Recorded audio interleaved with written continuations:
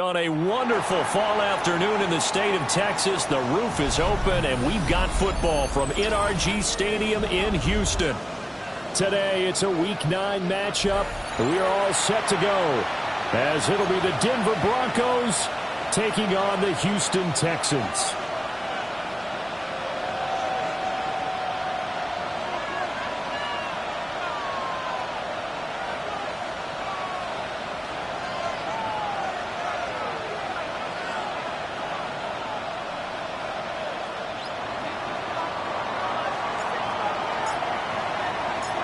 And we are underway from NRG Stadium in Houston. And that'll be a little too hot to handle as it will skip through the end zone for a touchback here.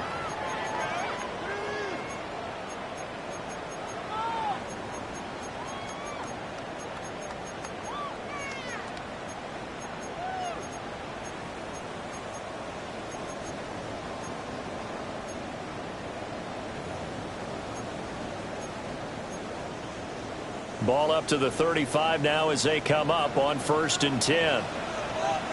They'll run. Here's the rookie from Michigan.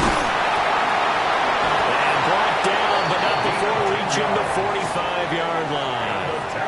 A good start. One play, 10 yards. For a lot of guys playing this game, there's no better feeling than running right through a tackle. He's able to lower his center of gravity and churn his legs for a really nice pickup. Under. 18. They'll go back to Edwards on 1st down.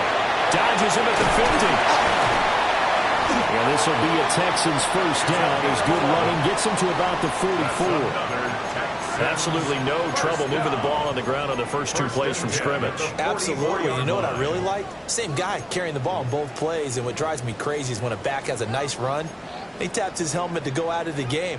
I would want the ball again and again and again because you've established really nice momentum, and now you're seeing the field really well. Edwards now on 1st and 10. And he'll be brought down at about the 42. Defensively, a solid response after giving up back-to-back first downs. The Texans at 4-3, a game over 500. They were winners the last time out, so they'll be looking here to make it 2 in a row. And when you and I watched tape prepared for this one, what we saw was a team that competed hard, and they played well in all 3 phases of the game. I think if they can carry that over to this week, they've got a really good chance to emerge victorious yet again. When you look at this Bronco defense, they're in the spot statistically that you don't want to be in against the pass. Number 32 in the league, dead last. That was a nice play right there, but overall this season, it's been an absolute disaster. A total lack of communication on the back end. They need a leader who can put this team, this unit, on his shoulder pads and carry them to the right spots. To the right side and caught by Dell. And he is going to have a Texans 1st down by about a yard. It's a gain of 5 on 3rd and 4. Well, they kept it simple there, CD, only needing the short gain to move the chain, so they didn't want to go with a deep throw. They just go with that safer, shorter throw and able to convert. Nothing wrong with that at all, partner. Check the box, right? Make sure you pick up the 1st down. Offense is getting established. You're moving the ball. You're not turning it over. Check. They like what they're doing early in the game. He's got it to Collins, complete. And he's taken down, but not before reaching the 10-yard line. 23 yards on the play. A lot of precision being shown on this opening drive. They've been methodical. They've been crisp. And as a reward, they're going to be set up with an early 1st and goal.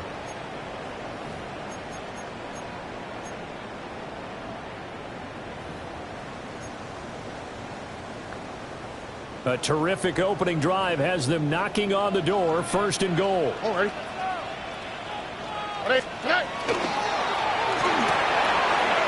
left side. Here's Dell.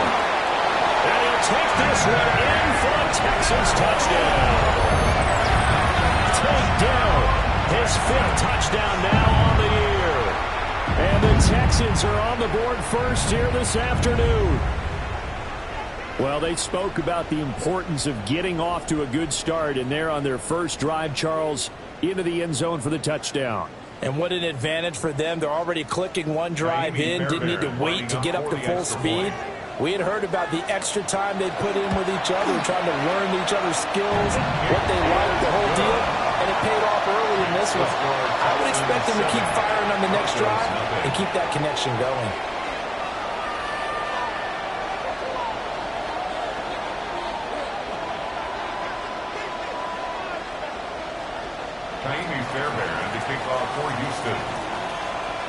So after the touchdown, here's Fairbairn now to kick it away.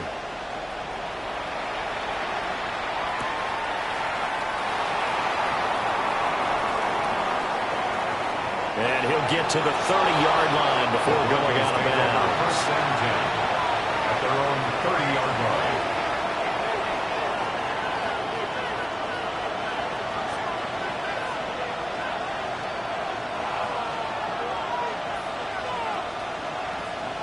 looking to put a drive together.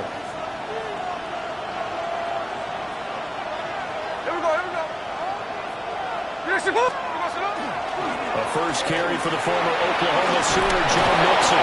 And he's going to have the Broncos first down as the tackle made it about the 43-yard line.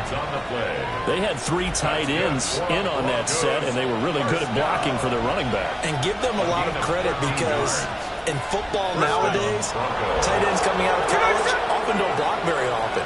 These guys have really developed into superior blockers, and that's why they use them in this formation so often. Back to Mixon on first down. Shows his strength at the 50. Another nice gain. That's now 30 yards between those last 2 plays. With that run, double check my math. Yes, he has hit 8,000 career rushing yards. And that's fantastic. That means he's now approaching the top 50 all-time rushers in NFL history. That means he just sped past Terrell Davis, who's in the Hall of Fame. And now he's just got to go ahead and be strong and run hard because he's chasing down Larry Zonka. And not able to break away this time as they're going to stop him right around the line of scrimmage. 1-yard gain. Credit him with a 1-yard gain there to make it 2nd and 9. The 39-yard line.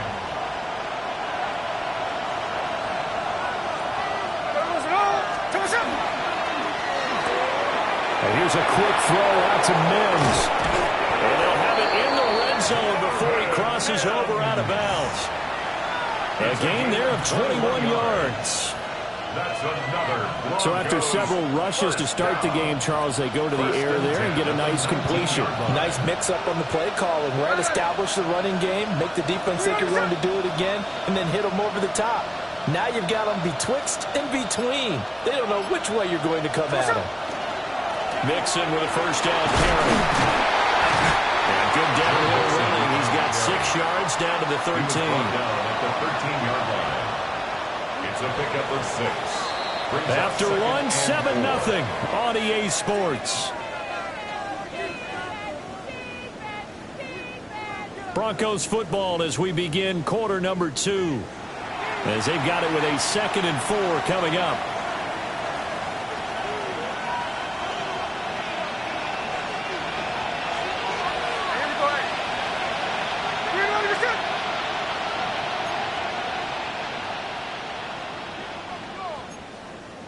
Hey, let's go Sunday.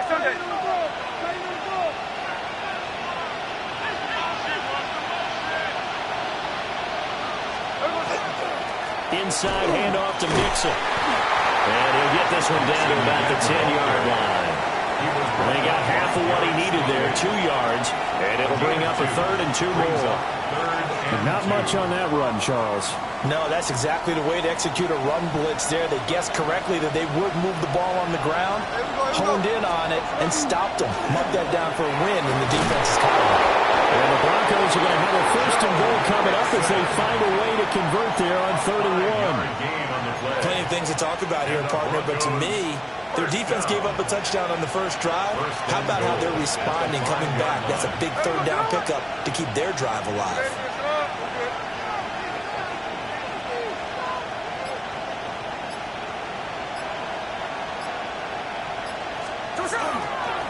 They'll give it to Mixon. And he will push his way forward down to about the 3-yard line. He'll get 2 out of that run, and it's going to bring up a 2nd and goal. On 2nd and goal, one man stands in the backfield, and that's Mixon. Here we go. They'll give it to him up the middle. And he's maybe going to get this back to the 4, but that's about all. It'll go as a loss of a yard, and it'll set up 3rd down. Now the Broncos are going to call the first of their timeouts. They'll have 2 remaining as we step aside here in this 2nd quarter.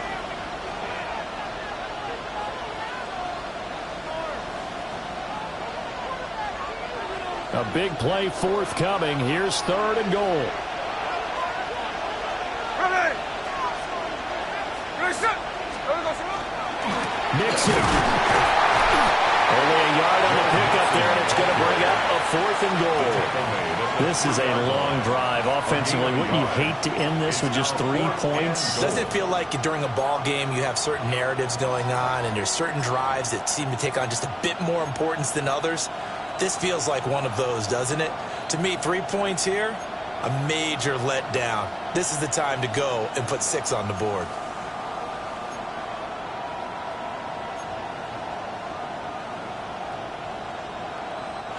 And no hesitation about this decision here. Confidently, they're going to go for this. 4th and goal from the 3. And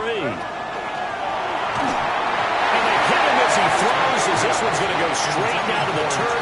Incomplete.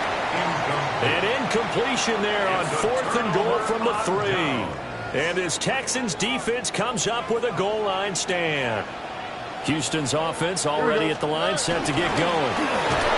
And they are over 500 for the season, 4-2. They got back above 500 with a victory last week. And, Charles, you think this is a very important week for them, do you not? I certainly do, because when you start to do the math, and yes, I'm using my fingers to count.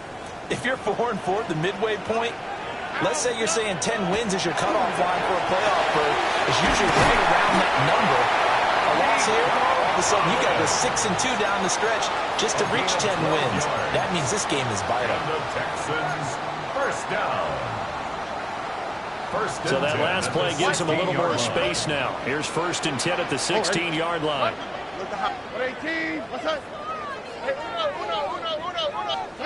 Stroud to throw it.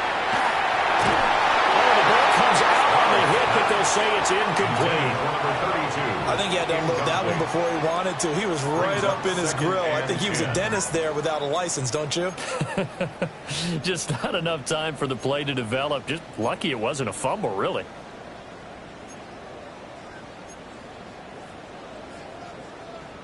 Second and 10. On the quick, right? Stroud looking to throw. Got his man complete over the middle. That's Edwards. And he works it across the 25 before being tackled. A pickup of 11 and a Texans first down. Now the Broncos going to use the second of their timeouts. So as they talk it over, we step aside.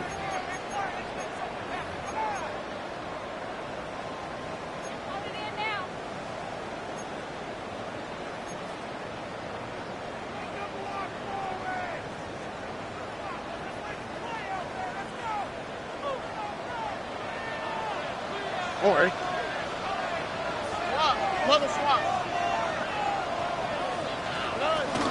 they'll run with a USC man, Woody Marks.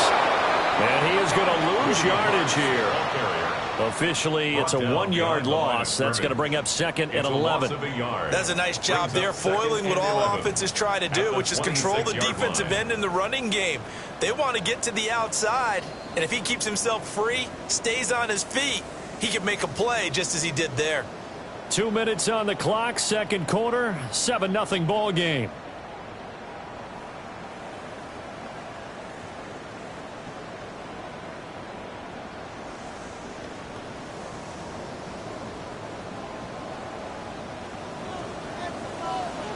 Oh, Eric.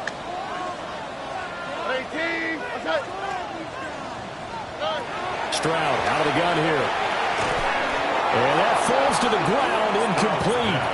A nice job of bodying him up defensively. And now it brings up 3rd down. 3rd down and 11. Normally being a big-bodied receiver plays to their advantage downfield. Go up and make the catch, take the hit, and pick up yardage. But in this case, the hit was timed really well and popped it free from his grasp. Here's Stroud.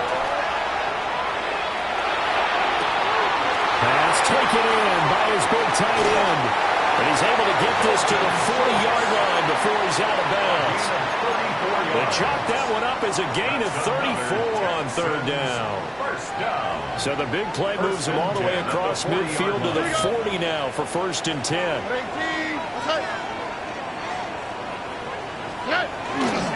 And they'll fake it on the jet sweep, and instead a handoff up the middle.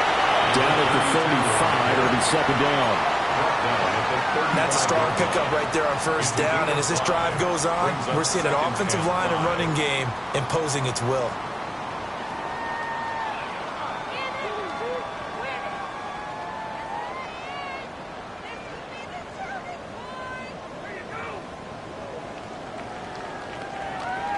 Ball on the 35. Here comes 2nd and 5.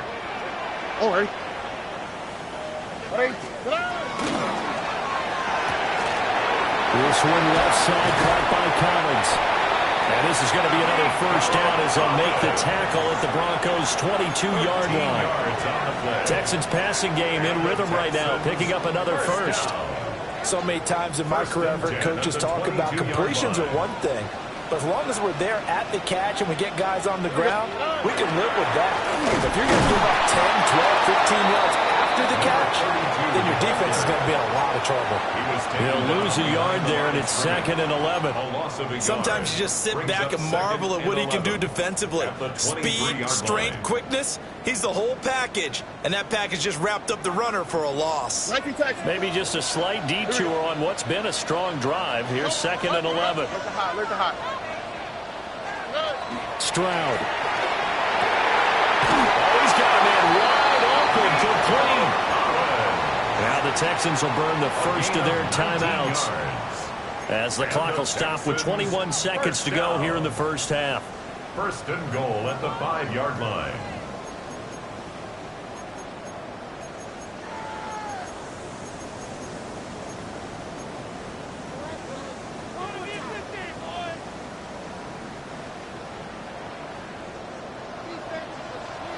Here we go. Let's go.